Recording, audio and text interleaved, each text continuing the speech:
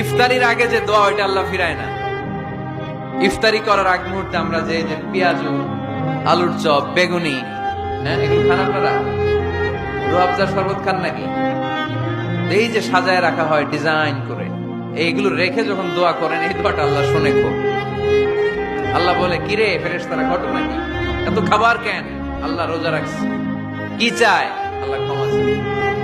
তো খায় না যে তৃষ্ণার, তো আল্লাহ আপনার ভয় আমারা দেখছে না, আল্লাহ আপনারা দেখে নাই, জান্নাত দেখে নাই, আমার জাহান্নাম দেখেছে আল্লাহ কিন্তু জানে, তারপরে ফেরেশতাদের মুখ থেকে বের করা হবে। সুবহানাল্লাহ পড়েন।